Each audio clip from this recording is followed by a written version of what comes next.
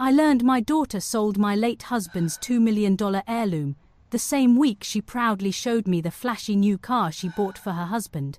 The memory still feels unreal, like a scene I walked into by mistake. The house was quiet that afternoon, the kind of quiet that settles after years of grief learn to live beside you. I went to the study out of habit, not because I needed anything, but because that room still smelled faintly of my husband's cologne. That was where the glass cabinet stood, against the far wall, untouched since the day we buried him. Except that day, it was empty. The space where the antique vase had rested for decades looked wrong, like a missing tooth in a familiar smile. My hands trembled as I opened the cabinet again, even though I already knew, 3 centuries old. Hand glazed, valued at $2 million. More than that, it was the last thing my husband ever asked me to protect. He had trusted that piece of our history to this family, to our blood. I was still standing there when I heard the sound outside. Laughter, an engine purring low and proud. Through the window, sunlight bounced off polished metal. A brand new car sat in the driveway, glossy and loud, the kind of car that begs to be noticed. My daughter stood beside it, smiling like a child on a birthday morning. Her husband leaned against the hood, keys dangling from his fingers. She hugged me before I could speak. "Did you see it, Mum?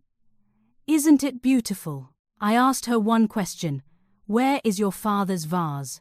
She did not hesitate. She did not look ashamed. She sighed, as if I were being difficult. "I sold it. It was just sitting there, and he needed a reliable car for his future." She gestured toward her husband, who nodded, pleased with himself. The words landed heavier than any scream. I remember the strange calm that washed over me, the way my chest felt hollow instead of broken. I asked her if she knew what she had sold. She rolled her eyes and said I knew exactly what it was worth. That was the point. I looked at the car again, the flawless paint, the stitched leather seats, the vanity of it all. My husband had driven the same modest vehicle for 15 years, refusing to replace it because he said real value did not need attention. Now his legacy had been traded for shine. That night, I did not cry. I sat alone at the kitchen table and realized something that hurt more than the loss itself. My daughter had not stolen from me. She had not stolen from her father. She had revealed who she had become. And what she did not know yet was this. The vase was never just an object. It was a test. And by selling it to buy a flashy car, she had already failed. The vase had never been displayed for guests. My husband was deliberate about that. When people came over, he would talk about books, about weather, about anything except the cabinet in the study. But when the house was quiet and the evening settled in, he would sometimes open it, not to show off, but to remember. He would run his fingers just above the surface of the glass, never touching it, as if even contact required permission. He told me the story of the vase long before he ever told it to our daughter. It came from his grandfather, passed down through a line of men who understood restraint more than indulgence. 300 years old, carried across oceans, protected through wars and economic collapses. Each generation was instructed to guard it, not to sell it, not to flaunt it, and never to use it as leverage for comfort. It was not meant to save anyone. It was meant to reveal them. I remember asking him once why he never put it in a museum. He smiled and said, "Museums preserve objects, not values." This piece belonged in a home that understood patience. He believed inheritance was not about money but about responsibility, and he worried, quietly, about the world our daughter was growing into. When he became ill, the vase became part of every serious conversation. He made me promise something that felt unnecessary at the time. If anyone ever tries to sell it, let them. Do not stop them, do not warn them, just watch. I thought it was grief talking. I nodded and held his hand, never imagining that promise would one day feel like a weight I could barely carry. After he passed, I kept the cabinet locked, not out of fear, but out of respect. Our daughter visited often at first. She would stand near the study door, glance inside, and then look away. I told myself that meant she understood. I told myself that silence was maturity. Now I see how wrong I was. That night, after the car gleamed away into the darkness and the house returned to its hollow quiet, I opened a folder I had not touched in years. Inside were papers my husband had insisted I keep separate from everything else. Not in the safe, not with the will, somewhere ordinary, somewhere overlooked. The first page was a handwritten note in his careful script. If you are reading this, the vase is gone. My hands went cold. My breath slowed. Beneath the note were legal documents, dated years before his diagnosis. Trust, language, conditions, signatures I recognized but had never truly understood.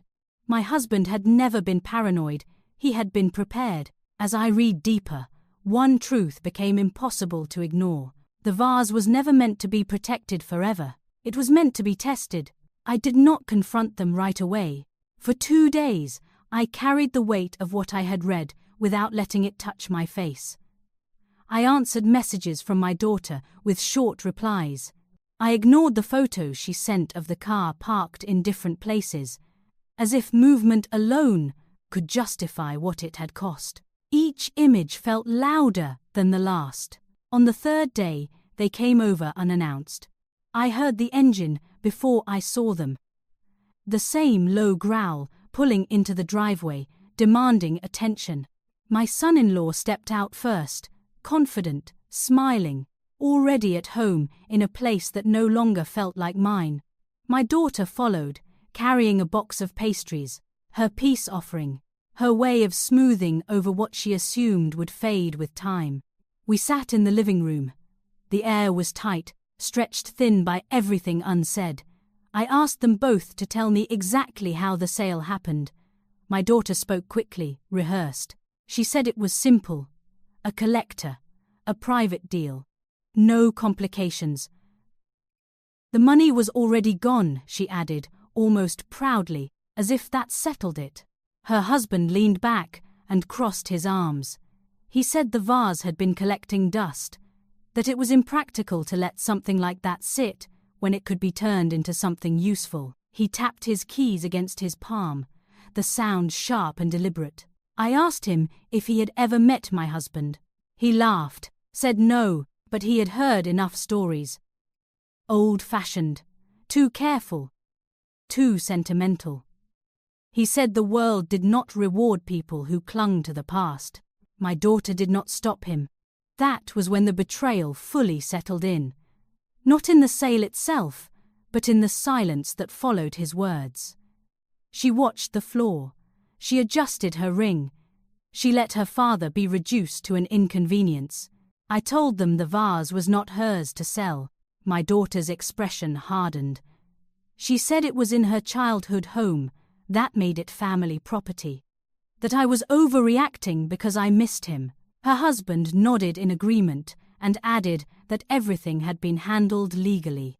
They stood to leave as if the conversation was finished. Before the door closed, my daughter turned back and said something that stripped away the last of my doubt. She told me not to make this harder than it needed to be, that the money was already spent, that I should focus on moving forward instead of clinging to objects. I watched them drive away, the car flashing under the afternoon sun, and understood something with frightening clarity. They believed they had won. They believed the sale was the end of the story. They had no idea it was only the beginning. Silence became my shield. After they left, I did not call anyone. I did not cry.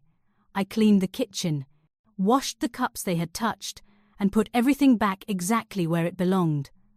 On the surface, nothing had changed.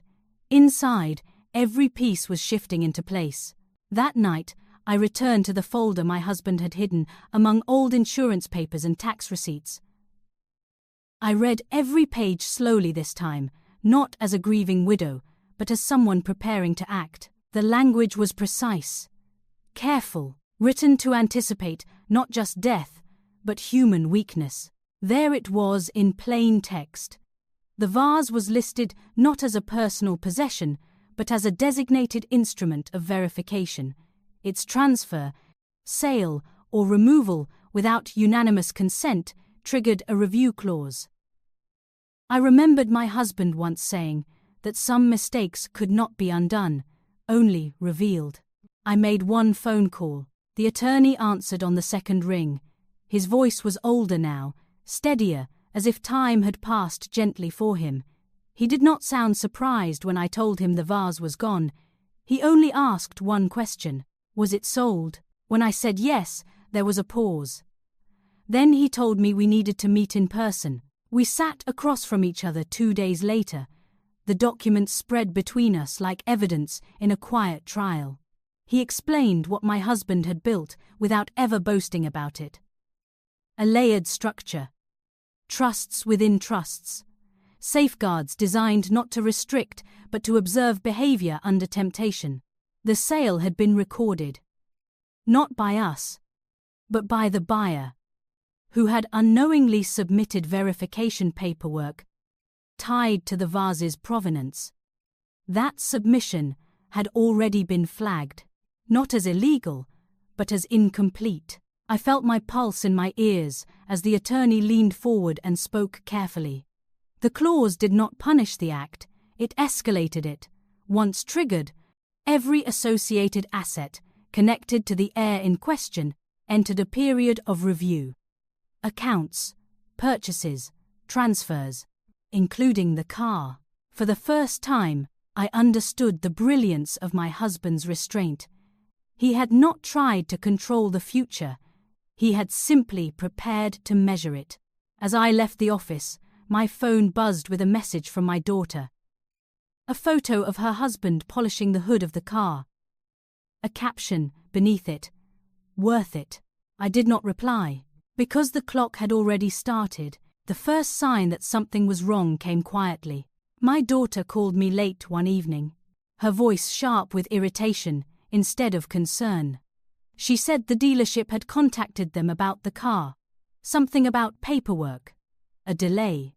She laughed it off and said it was probably nothing, one of those administrative errors that happen when you pay in full. I listened without interrupting. The next morning, the call came again. This time, her voice was different. Tighter. She said the bank had placed a temporary hold on the title transfer. No explanation. No timeline. Her husband was furious. He kept pacing the house, she said, demanding answers from people who suddenly would not return his calls. By the third day, the laughter was gone. An official notice arrived by courier, heavy paper, neutral language, a request for clarification regarding the provenance of a high-value antiquity recently sold. The buyer had been instructed to suspend any further movement of funds until verification was complete. That single pause had rippled outward, touching every transaction connected to the sale, including the car. My daughter showed up at my door unannounced, eyes red, confidence stripped away. She asked if I knew anything about what was happening. I told her I knew exactly what was happening.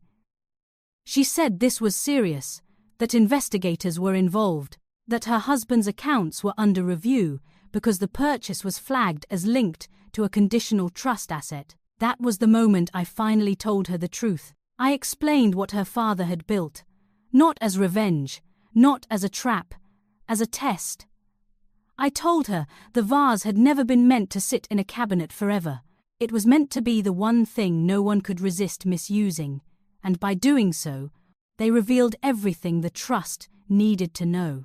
She stared at me, shaking her head, insisting this was unfair, that she had not known, that she would never have sold it if she understood the consequences. I said nothing until she finished. Then I told her the part she could not escape. The clause did not judge ignorance, it observed behavior. The moment the vase was sold to finance something purely indulgent, the trust responded exactly as it was designed to. Her phone rang while we sat there. She answered it on speaker without thinking. A firm voice on the other end explained that the vehicle was now under asset restriction, pending review. It could not be sold, transferred, or refinanced. Any attempt to move it would be considered obstruction. She dropped the phone into her lap. For the first time since my husband died, I felt his presence not as absence, but as intention. He had planned for vanity long before it ever showed its face. The collapse did not happen all at once. It unfolded in layers, each one stripping away something they had assumed was permanent. First, it was the car, parked in the driveway, untouchable, a symbol of pride that could no longer move. Neighbors asked questions. Friends stopped asking for rides. The shine became embarrassing. Then the letters started coming. Banks requested documentation. Account managers scheduled meetings that were no longer polite. Her husband's business partners grew distant, careful with their words. A review had a way of doing that. It did not accuse. It simply waited, and waiting made people talk. My daughter stopped sending photos. She stopped calling unless it was necessary. When she finally came to see me, she did not bring pastries this time. She sat at my kitchen table with her shoulders rounded, hands folded, as if she were afraid to touch anything. She said her marriage was under strain, that her husband blamed her for not checking the details of the sale, that he said her father had manipulated the future from the grave. She asked me if that was true. I told her no. I told her her father had trusted the future to tell on itself. The investigations deepened. Nothing criminal was found, but nothing was cleared either. The trust demanded transparency, and transparency demanded patience. Every luxury purchase tied to the sale was scrutinized, every transfer questioned. The life they had built on speed and appearance suddenly moved at the pace of law. One evening, my daughter broke down. She cried the way she had not cried since she was a child. She said she was scared, that everything felt unstable, that she needed help. I looked at her and felt a familiar ache, the instinct to protect, to smooth things over, to make the pain stop. But that instinct had been what led us here. I told her the truth as calmly as I could. You did not lose the vase, I said. You lost the right to decide what mattered. She asked if there was anything she could do to fix it. I shook my head. The process had already been triggered. The only way through was forward. When she left that night, the car remained in the driveway, dark and silent. For the first time, it looked exactly like what it was, a very expensive mistake. The final meeting took place in a room designed to feel neutral. No family photos, no warm colors, just a long table, clean lines, and a clock that ticked loudly enough to measure every second of discomfort. My daughter sat on one side with her husband. I sat on the other. Between us were the attorneys and the documents my husband had prepared years before any of us imagined we would need them. No one raised their voice. The lead attorney read through the clauses slowly, deliberately, as if giving each word time to settle. The trust was not punitive, it was conditional. Its purpose was not to reward blood, but to evaluate stewardship. The sale of the vase to fund a luxury purchase met the criteria for failure of stewardship. My daughter's husband interrupted once, arguing that the item had been sold legally and at market value. The attorney acknowledged that point calmly and moved on. Legality had never been the issue. Intent was. When the financial review concluded, the determination was clear. Control of all remaining trust assets reverted to the surviving spouse, me. Any future access by descendants would require unanimous trustee approval and demonstrated financial responsibility over time. The words hung in the air like smoke. My daughter looked at me, searching for something. Mercy, anger, anything familiar. I gave her neither. I was not there as her mother in that moment. I was there as the executor of a promise. The car was addressed last. It would remain under restriction until the review period ended. No sale, no transfer, no leverage. The very object they had chosen to display their success had become a reminder of their misjudgment. When the meeting ended, my daughter did not speak. Her husband gathered his papers too quickly, his confidence gone, replaced by calculation. They left without looking back. I stayed seated until the room was empty. Then I stood, thanked the attorneys, and walked out, alone. I did not raise my voice. I did not need to. Everything that mattered had already been said. Life did not return to what it was before. It settled into something quieter and more honest. In the months that followed, I reclaimed not just control of the trust, but control of my days. I sold the house that held too many echoes and moved somewhere smaller, where silence felt like peace instead of absence. The past no longer waited for me in every room. The vase was never recovered. It did not need to be. Its purpose had already been fulfilled. My husband once told me that true legacy is not what we pass down, but what we refuse to excuse. I finally understood what he meant. My daughter and I speak now, carefully. There are no arguments, no accusations, just distance. She learned that love does not guarantee entitlement. I learned that protecting someone from consequences can be a form of harm. We are different people because of it. The trust has been redirected. Portions of it now support preservation programs for historical artifacts, scholarships for students studying ethics and finance, and legal clinics that help families navigate inheritance with clarity instead of secrecy. If something must endure, let it be understanding. I do not feel victorious. I feel resolved. The flashy car was eventually released after the review period ended. By then, it no longer mattered. Shine fades quickly when it is no longer admired. What remains is the lesson my husband designed with patience and foresight. Some things carry value because of their price. Others carry value because of what they expose. If there is one truth this story leaves behind, it is this: legacy is not measured by what we inherit. It is measured by what we choose to protect when no one is watching. I want to end this story with the truth I had to learn the hardest way. Love does not excuse responsibility. Blood does not grant ownership. And legacy is not something you spend to impress the world. It is something you protect to honor those who came before you. I believed that raising a child meant shielding her from pain.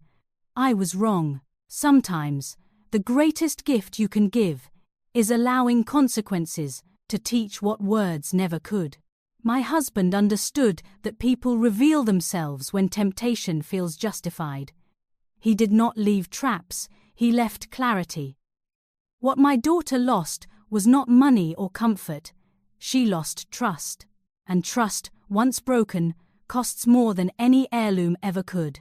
If you take anything from my story, let it be this: do not confuse shine with worth, and do not trade what is priceless for something that only looks impressive.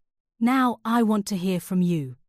What lesson did you take from this story, and what city are you watching from today?